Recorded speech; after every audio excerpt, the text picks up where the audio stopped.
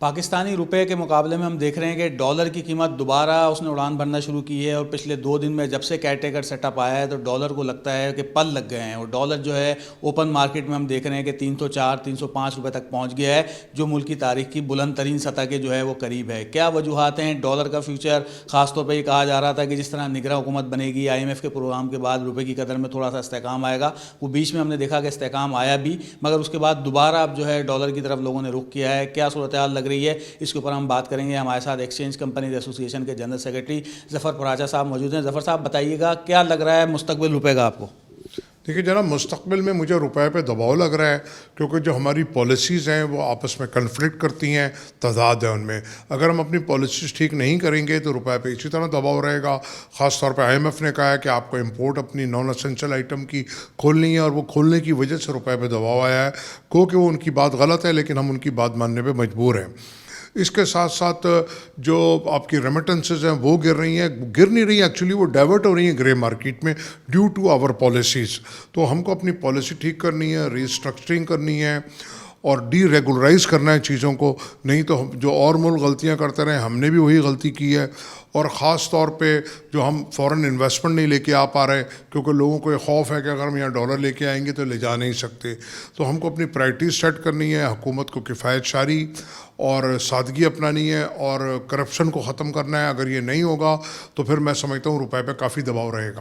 آپ کیا سمجھتے ہیں؟ آپ نے گرے مارکیٹ کی طرف کہا لوگ جا رہے ہیں، تو کیوں جا رہے ہیں؟ کتنا فرق ہے اس وقت گرے مارکیٹ میں اور اوپن مارکیٹ میں؟ کیا فرق لگ رہا ہے آپ کو؟ دیکھیے جناب، اوپن مارکیٹ اور گرے مارکیٹ میں 10 سے 15 روپے کا فرق ہے۔ لوگ یوں جا رہے ہیں کہ ہماری جو ایک ٹائٹنگ پالیسی جو ہم نے بنائی فورن ایکسچینج کی نومبر 2022 میں ان نیسیسری، اس کی وجہ سے لوگ ادھر جا رہے ہیں۔ بہت زیادہ ہماری ایجنسی سوال جواب کرتی ہیں، ایسا لگتا ہے جیسے ہم ایک صدی پیچھے چلے گئے ہیں، جبکہ فورن ایکسچینج ہمارے یہاں آزاد ہے، اور اس کے اوپر اتنے زیادہ کویشچن، اور لوگ اب چلے گئے ہیں گولڈ کی طرف، کیونکہ وہ فورن ایکسچینج کے لیے نہیں آتے، یا تو وہ گرے مارکیٹ میں سیل پرچیز کرتے ہیں یا گولڈ میں کرتے ہیں۔ اور گولڈ کی کوئی پالیسی ہمارے یہاں امپورٹ ایکسپورٹ کی آج تک ہم نہیں بنا سکے بدقسمتی سے، تو وہ ساری پیمنٹ حوالے سے ہوتی ہے۔ تو ایسا لگتا ہے کہ جیسے ہم خوش ہیں کہ ہمارے یہاں smuggling of goods, smuggling of currency, حوالہ، اور اس سے ایسا لگتا ہے کہ جیسے ہم بالکل سکون سے بیٹھ گئے کہ چلو جی اپنے آپ ہی مارکیٹ جو ہے نا اپنا راستہ بنا لے گی۔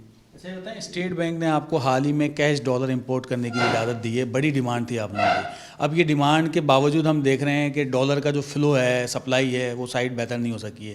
کیا اس میں کچھ ہرڈلز آ رہی ہیں ابھی بھی، یا اس فیصلے کا وہ امپیکٹ نہیں آ سکا جو آنا چاہیے تھا مارکیٹ میں؟ دیکھیے جناب، ابھی اس میں ہرڈلز آ رہی ہیں، ہمیں امپورٹ کرنے میں اس پہ ڈیوٹیز لگ رہی ہیں، تو اس کے لیے ہم کام کر رہے ہیں۔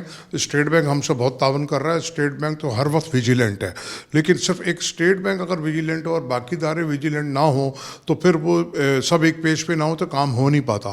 جیسے آج اجازت ملے ہوئے تقریباً 15 دن ہونے کو آ رہے ہیں، لیکن ابھی تک ہم امپورٹ نہیں کر پائے۔